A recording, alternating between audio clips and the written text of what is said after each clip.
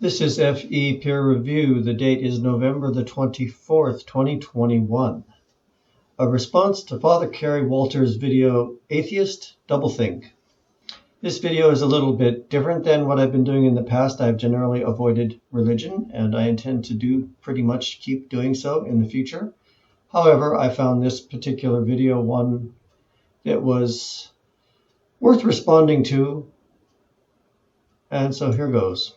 I won't bother to say more than that. This is the video. It's called Atheist Doublethink by Father Kerry Walters, and I will put a link in the description. This is going to be a response video, so in order to make it work, I feel it necessary to include parts of Father Walters' video in mine, so that I can respond properly. I also do not want to include his entire video, first because I don't want to overstep copyright issues, and second because I don't think that it's necessary and would make things overly long.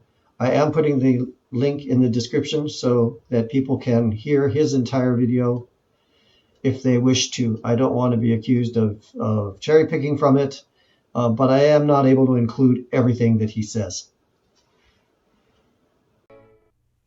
Hi friends, Father Kerry Walters here, pastor of Holy Spirit American National Catholic Church, and this is another Holy Spirit moment. This one on a kind of doublethink which is characteristic of atheists. In his dystopian novel 1984, George Orwell coined a term that is now known throughout the entire world. That term is doublethink. According to Orwell, doublethink is the act of holding two mutually contradictory beliefs simultaneously without in any way trying to resolve them. Doublethink isn't hypocrisy or dishonesty. Doublethink isn't stupidity. Doublethink is a mode of responding to the world which we can fall into if we subscribe to a worldview or an ideology which is inherently inconsistent, which is internally contradictory. Now, I want to suggest to you that the atheist worldview is one that is shot through with doublethink, because the atheist worldview is an internally inconsistent one.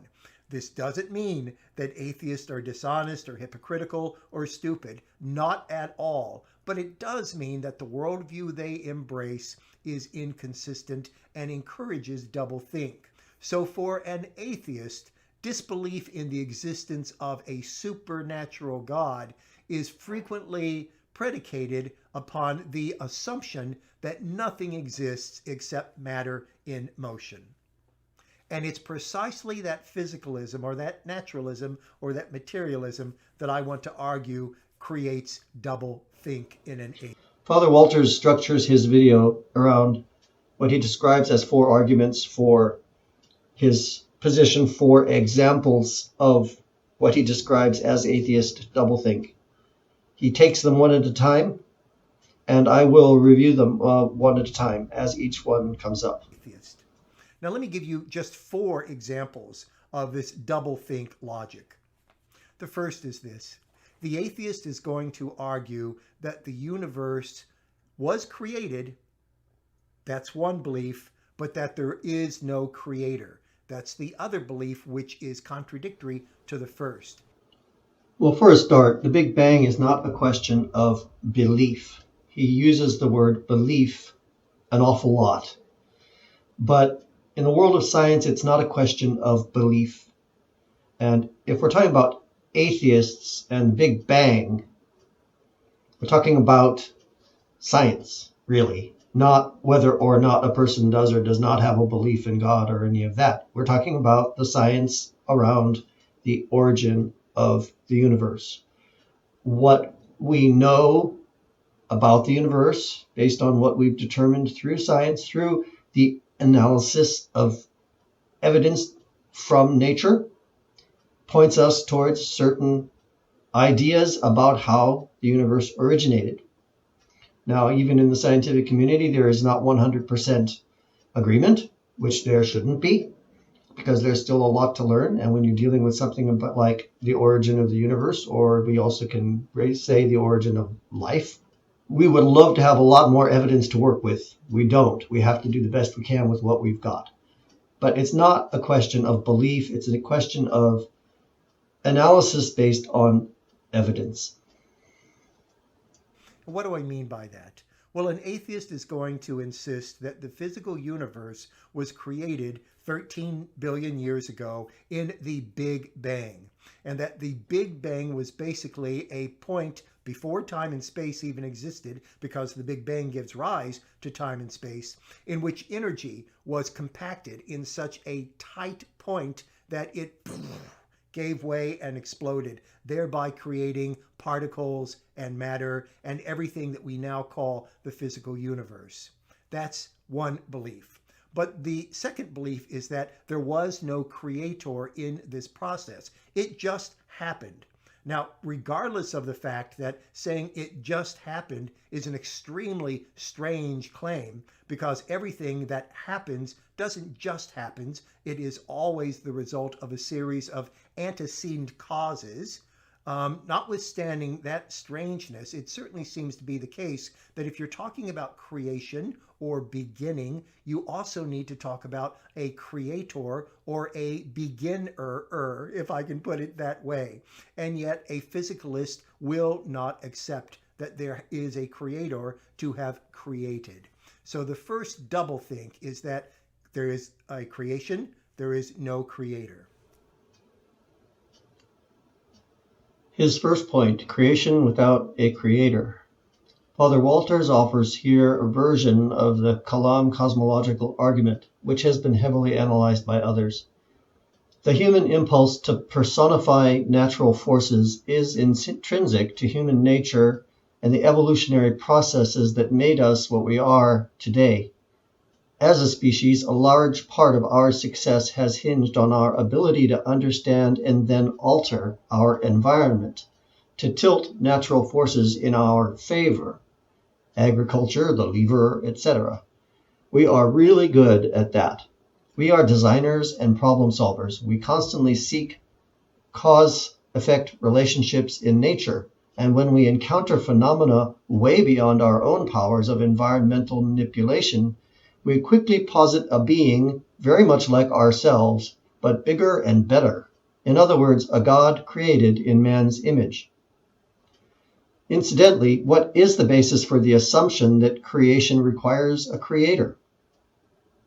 Father Walters, can you explain that without resorting to special pleading for a causeless cause? After all, if creation is due to some kind of causeless cause, there is as much, or actually much more, evidence to assume that cause is itself natural rather than supernatural. It's not on the screen here, but I feel obliged to add, when I speak of evidence in that last sentence, the evidence I'm referring to is simply the reality that again and again, natural phenomena that we have observed and not understood, we have eventually come to understand have natural causes.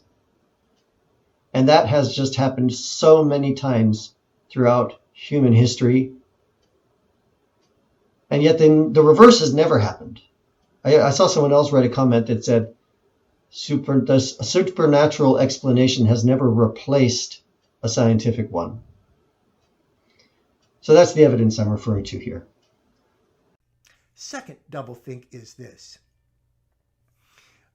An atheist will argue that in the physical universe there are physical laws, and these physical laws create symmetry and orderliness in the universe. And as a matter of fact, these physical laws are what makes what you and I call science possible. Moreover, it's what makes everyday life possible, because if there wasn't symmetry or orderliness in the universe, you and I couldn't get through a day without unpredictability. But by the same token, an atheist will deny that there is an orderer, that there is a cause for the orderliness in reality. No, the orderliness in reality, the symmetry in reality, just suddenly appears with Big Bang. So its appearance and its existence is just as mysterious as the existence of the beginning, which we call Big Bang. First belief, the universe is orderly. Contradictory belief, there is no orderer. Order and an orderer. Again, personification based on human projection, as described before, this time using a version of the watchmaker argument. There is no reason why the order seen in nature cannot be intrinsic to nature and matter without the need for a supernatural intervention. There's no doublethink here. The only internal conflict is in Father Walter's own views and comes about because of his inability to realize he envisions a God modeled on humanity, a bigger, better shaper of the environment. But when this human-centric viewpoint is set aside, the conflict disappears. There's no story. There's no reason. None is needed. Existence is its own justification. Stories and plot lines and good guys and bad guys and all this cause and effect stuff of an orderer creating order and a creator creating creation. This is all how humans function. But just because that's the way humans function does not mean that's the way the universe functions. After all, it's been around a lot longer than we have. Third instance of doublethink in an atheist or physicalist worldview is this. Everything that exists must exist, because in a physicalist universe, determinism rules the day. Everything that now is has been determined to be by prior causal series. Reason is therefore got to be a myth in a deterministic universe, but because an atheist so values reason over faith, for example, we hear that trope frequently, don't we? There is doublethink going on. Determinism and reason are simply mutually contradictory, are simply incompatible. I'm going to cut him short here. He goes on for quite a long time talking about free will and determinism, and I didn't think it was necessary to put it all in the video. You're, of course, able to go to his video if you want to hear the whole thing. Reason and determinism. Interesting. This is one I haven't given much thought to and can't address forcefully. Others probably could do better. I can't because I've never felt it was worthwhile to pursue intellectual debates regarding free will versus determinism. I do know that some atheists and some theists, Calvin and the Jesuits, strongly accept determinism as reality. I don't. I don't reject it either. When it comes down to it, in pretty much every aspect of our lives, we seem to be making decisions and act based on those apparently free decisions. Whatever is the, quote, truth regarding free will and determinism, we'll still have to decide to get out of bed in the morning and decide to go to work or face the consequences. Incidentally, determinism is a very loose idea that has been interpreted many ways by many people, including folks like John Calvin and Thomas Aquinas. Free will and determinism is not a black or white issue in philosophical circles, which leads me to give it even less importance. It seems that a lot of people pick one or the other and then massage their interpretation of the word until it means whatever they want it to mean. Postscript I'll add here. I spent 2 years, before I got started on my life path, I spent 2 years at a Jesuit university studying philosophy and comparative religion, and a whole lot of time debating free will and determinism. And that was probably a large factor in why I walked away from it, why I felt that it was really not anything more than an intellectual party game, in effect. I don't want to sound flippant, but I just felt that, it's like, do unicorns prefer carrots or celery? It's like, what's the point of even having the discussion? There's no way it can apply itself in our lives? No, we can't ever really have an answer.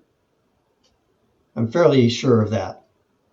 I know there's a strong view towards determinism in certain scientific circles, and I'm fine with that. And those people are smart, and a lot of them are way smarter than me.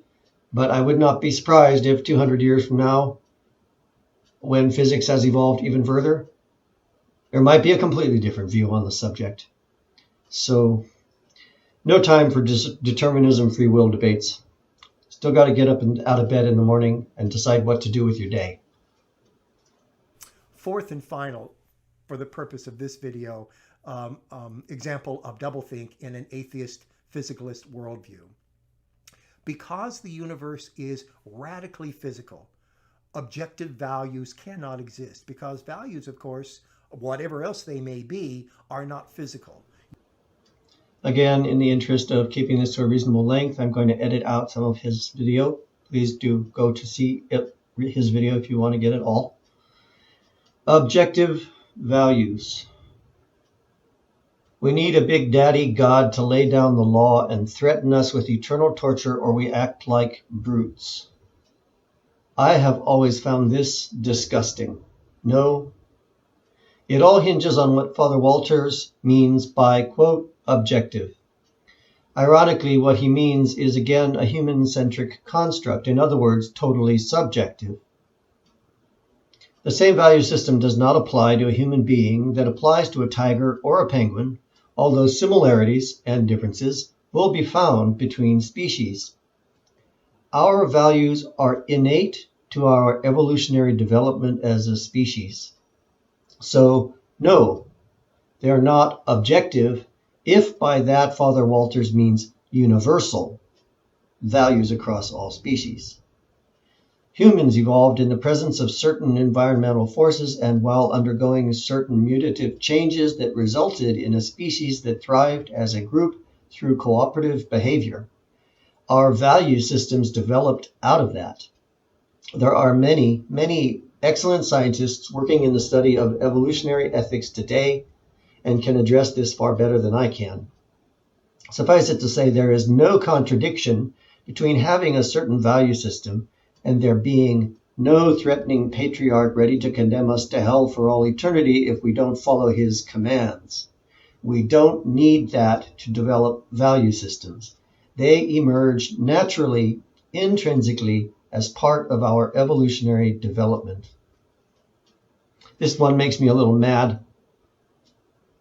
I feel like it reveals an undercurrent of brutality in the people that make that argument, that they themselves would act or think they would act as brutes if they did not have this compulsion of a iron fist God, angry father who's going to cast them into hell for eternity. I mean, that's the kind of people they think they are, or would be if they didn't obey. Is really, they got to do better than that for themselves. They need to work on themselves. That's not acceptable.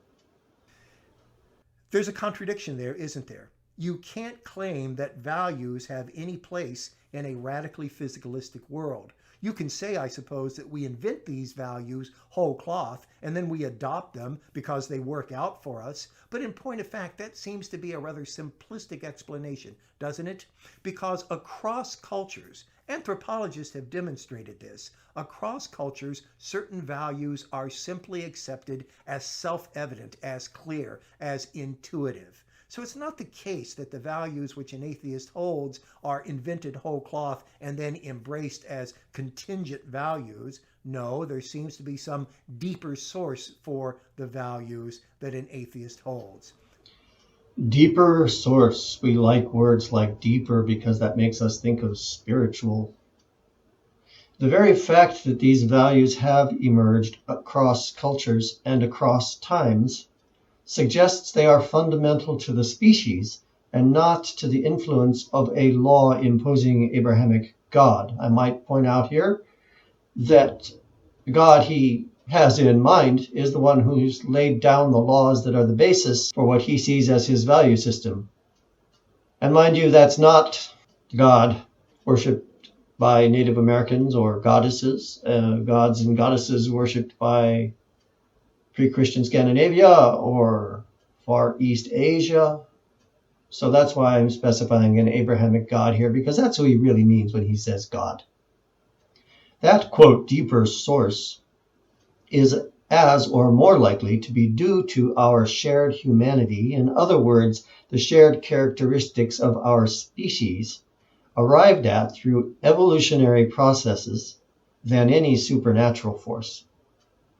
It should also be pointed out that various human groups at various times have found acceptable certain values and practices, slavery, female genital mutilation, and burning witches, for example, that we can all pretty much agree are abhorrent. So yes, we do get it wrong sometimes, even when we think we're obeying the dictates of the Abrahamic God. So the fourth doublethink.